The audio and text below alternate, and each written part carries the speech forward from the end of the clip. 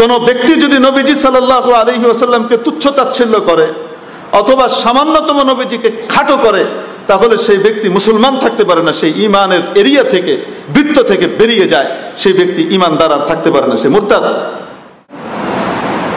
ওয়াল্লাযীনা ইউযুনা রাসূলাল্লাহি লাহুম আযাবুন আলীম। আখিরাতের সাজা তো বড় ভয়াবহ। হযরত কাজী ইয়াদ রাহমাতুল্লাহি আলাইহি আশ-শিফা বিআখবারি দারিল মুস্তাফা, বিখ্যাত ওনার যে কিতাব, এই কিতাবের ভিতরে ফুকাহায়ে কায়রওয়ানের এক ঘটনা উল্লেখ করেছেন। ওই যুগে বড় একজন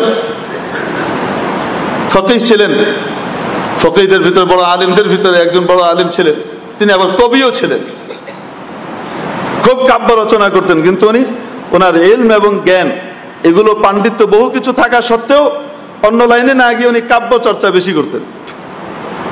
যাই হোক, এবং করতে করতে একটা পর্যায়ে তিনি নবীজি সাল্লাল্লাহু আলাইহি ওয়াসাল্লামকে খাটো করে দেখালেন মানুষের সামনে এবং তুচ্ছ-তাচ্ছিল্য করা শুরু করলেন। হেদায়েত আসলে যে কোন সময় কার কাছ থেকে আল্লাহ তাআলা ছিনিয়ে নেবেন এটা ওনার হাতে, বলা যায় না। এজন্য খুব অহংকার করতে নাই, ইমানের উপরে শুকর আদায় করতে হয়। আলহামদুলিল্লাহ, আল্লাহ আমাকে দয়া করে ইমানদার বানিয়েছে। আয় আল্লাহ, আমাকে এই ইমানটাকে তুমি ধরে রাখার তৌফিক দিয়ে দিও। আয় আল্লাহ, মৃত্যুর আগ দিয়ে যেন ইমানদার হিসেবে থেকে আমি বেঈমানের খাতায় আমার নাম না চলে যায়। এজন্য খুব দোয়া করা উচিত, খুব মেহনত করা উচিত। নবীজি সাল্লাল্লাহু আলাইহি সাল্লামের হাদিস আবু দাউদ শরীফের ভিতরে এসেছে যে ইউশিকু আলা উম্মতি জামান, এমন এক সময় আমার উম্মতের সামনে আসবে অতি সত্বর যে একজন মানুষ সকালবেলায় মুসলমান থাকবে আর সন্ধ্যাবেলায় সে কাফের হয়ে যাবে, সে বলতেও পারবে না সে কাফের হয়ে গেছে। নবীজি সাল্লাল্লাহু আলাইহি সাল্লাম সহিহ হাদিস বলছে আপনাদের। আল্লাহ, তো এই বেচারা এরকম বিশাল জ্ঞানের অধিকারী, পাণ্ডিত্যের অধিকারী হওয়া সত্ত্বেও নবীজি সাল্লাল্লাহু আলাইহি সাল্লামকে নিয়ে তুচ্ছ-তাচ্ছিল্য করে কবিতা লেখা শুরু করলেন। যখন এটা শুরু হলো তখন সাথে সাথে ফুকাহায়ে কায়রওয়ান বসলেন এবং এটা মামলা গেল কাজী সাহেবের দরবারে। কাজী হুয়াই ইবনে আমর রাহমাতুল্লাহি আলাইহি তিনি একদম পরিষ্কারভাবে ফয়সালা দিয়ে দিলেন, হাযা রাজুল ইরতাদা আনিল ইসলাম, এই লোক ধর্ম থেকে মুরতাদ হয়ে গেছে, পরিপূর্ণভাবে প্রমাণিত তার এই বিষয়গুলো, এবং সে স্বীকার করেছে সেগুলো করেছে, তো মুরতাদ। তো মুরতাদের সাজা সেই হিসেবে তাকে ফয়সালা করা হলো যে কতল, তাকে হত্যা করা হবে। এক হলো মুতানাক্কিসুন নবী, আরেকদিকে মুরতাদ, দুই জিনিস একসাথে হয়েছে। কতল আলাল কতল ফয়সালা হওয়া উচিত। এখন হত্যার ফয়সালা হলো, তো তাকে নিয়ম অনুযায়ী খঞ্জর দিয়ে হত্যা করার পরে, হত্যা করার জন্য আঘাত করে উল্টো করে জীবিত অবস্থায় এখনো পুরো মরেনি, লটকে দেওয়া হলো কোথায় একটা ইয়ের সাথে, কাঠের সাথে এভাবে লটকে দেওয়া হলো, যেন এটা একটা শিক্ষা হয়, আয়াত হয় মানুষের জন্য। নবীজির সাথে এই ধরনের বেয়াদবি কেউ করলে তার শিক্ষা, তার ব্যবস্থা হবে এটা, যেন সবাই দেখতে পায়। দেখানো হচ্ছে, এইভাবে রেখে দেওয়া হয়েছে। আপনি বলবেন যে এটা কি শরীয়তে বৈধ কিনা? জি, শরীয়তে এটার নজির আছে, রাসূল সাল্লাল্লাহু আলাইহি ওয়াসাল্লামের জমানা থেকেই আছে, সময় কম। কিন্তু তারপরেও এই সাজা কার্যকর করার পরেও তারা এটা খেয়াল রাখলেন যে তার মৃত্যুটা যেন কেবলামুখী হয়ে হয়। এজন্য ওই কাঠটাকে তারা এভাবে ঘুরিয়ে কেবলামুখী করে সেট করে দিলেন। কিন্তু যখনই কেবলামুখী করে দেওয়া হয় তার চেহারাটা ঘুরে উল্টো দিকে চলে যায়, আর তার পিঠটা কেবলার দিকে আসে, মুখটা কেবলার উল্টা দিকে চলে যায়। আবার ঠিক করে দেওয়া হয়, ঠিক করার সাথে সাথে কে যেন ঘুরিয়ে আবার উল্টা দিকে দিয়ে দেয়, আবার সোজা করে দেওয়া হয়, আবার ঘুরিয়ে দেওয়া হয়। কোনোভাবেই তার চেহারাকে কেবলামুখী রাখা যাচ্ছিল না। নবীজি সাল্লাল্লাহু আলাইহি সাল্লামের সাথে এই আচরণ যে করেছে, ইউদুনা রাসূলুল্লাহি লাহুম আযাবুন আলীম, তার জন্য যন্ত্রণাদায়ক শাস্তি, অপমানের শাস্তি দুনিয়াতে, আখিরাতে এটা কল্পনা করার মতো না, যে তাকে কোনোভাবেই কেবলামুখী রাখা যাচ্ছিল না। তার মুখ তার সাথে সাথে কোন দিকে ঘুরে যাচ্ছিল, আবার কেবলার উল্টা দিকে ঘুরে যাচ্ছে। এজন্য খুব চিন্তা রাখা দরকার যে আমি নবীজির সাথে এই সমস্ত ব্যাপারে, এটা খুব স্পর্শকাতর বিষয়, যে এই বিষয়ে আমার পদক্ষেপ, আমার অবস্থানটা কি হবে। মিস্টার টকশোম্যান আর এর ওর বর্ণনা মতো হবে, নাকি নির্ভরযোগ্য আলেম ওলামা, দিনদার পরহেজগার মানুষ যারা নামাজি মুসল্লি, নাকি ফাসেক বদ্দিন যে দিন ধর্মের ধার ধারে না, যে কোনো সময় সে এদিক ওদিক বিক্রি হয়ে যায়, এই ক্ষমতা ওই ক্ষমতার চাপে এদিক ওদিক দৌড়াদৌড়ি করে, এই সমস্ত লোকের সাক্ষ্য বেশি গ্রহণযোগ্য হবে। এই সমস্ত জিনিসও খুব চিন্তা ভাবনা করে আমাদেরকে ফয়সালা করতে হবে। বিভিন্ন রকমের কথাবার্তা তো আমরা শুনছি, আমরা শুনে যাচ্ছি। এটা অত্যন্ত স্পর্শকাতর বিষয়। এই জন্য এই সমস্ত বিষয়ের ভিতরে মুখ খোলা, জবান দরাজি করা কোনো সময় এরকম হওয়া উচিত না যে আমার এই কথার কারণে মুতানাক্কিসুন নবী, নবীজিকে যে হেয় আর তুচ্ছ-তাচ্ছিল্য করে এরকম লোকের পক্ষাবলম্বন এর সাদৃশ্য প্রমাণ পায়, এটাও কোনো সময় করতে নাই।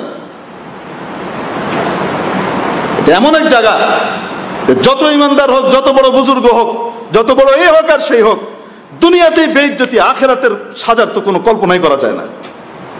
আল্লাহ তাআলা এই ক্ষেত্রে ছাড় দেন না। নবীজি সাল্লাল্লাহু আলাইহি সাল্লামকে তুচ্ছ-তাচ্ছিল্য করা, এটা কোনো সময় আল্লাহ তাআলা বরদাস্ত করেন না।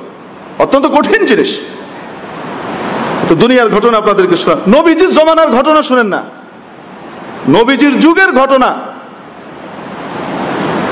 হযরত আনাস রাদিয়াল্লাহু তাআলা আনহু থেকে বর্ণিত, এক লোক খ্রিস্টান ছিল, লেখাপড়া জানতো, লেখালেখি জানতো, খুব পড়ালেখা জানতো।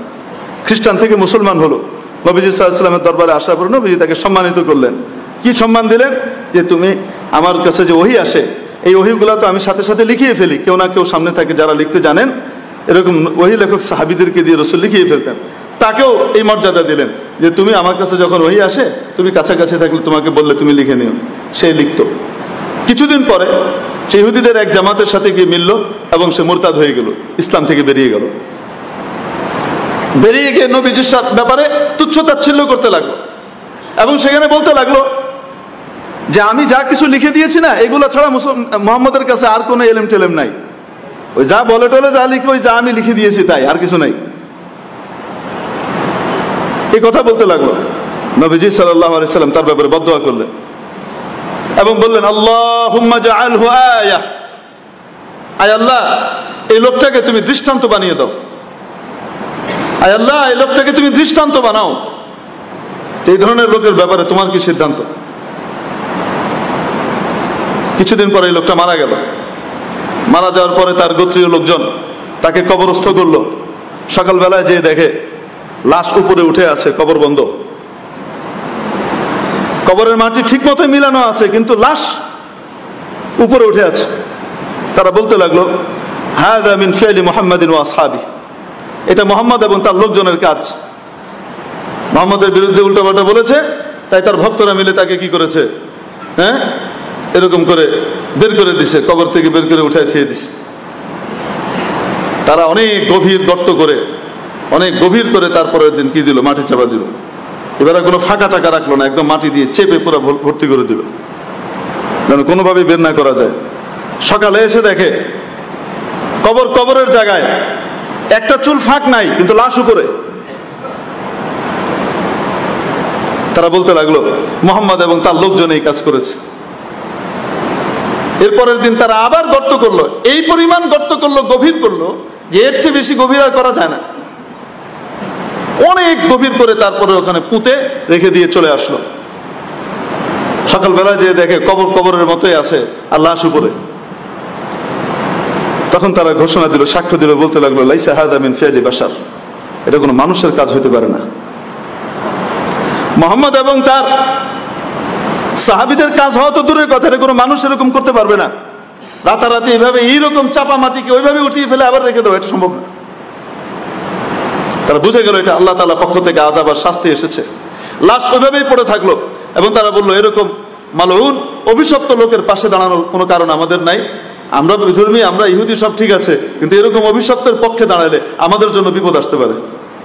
তারা মুসলমান হয়নি, কিন্তু তারা ভীত হয়ে গেল, যে কাছে থাকবো না আমরা। তারা তাকে ছেড়ে দিয়ে চলে গেল। অবস্থা এই দাঁড়ালো, সমস্ত এলাকার কুকুরগুলা এখান দিয়ে যেত আর আসতো, তার লাশের পাশ দিয়ে আসতো যেত, এবং তারা তার মুখ বরাবর এরকম করে ঠ্যাং উঁচু করে তার মুখের মধ্যে পেশাব করত। আপনাদেরকে হাদিস শোনাচ্ছি আমি, নবীজি সাল্লাল্লাহু আলাইহি সাল্লামের সাথে যদি কেউ খারাপ আচরণ করে আর নবীজি সাল্লাল্লাহু আলাইহি সাল্লামকে তুচ্ছ-তাচ্ছিল্য করে, তার পরিণতি দুনিয়াতে আল্লাহ এটা দেখিয়েছেন।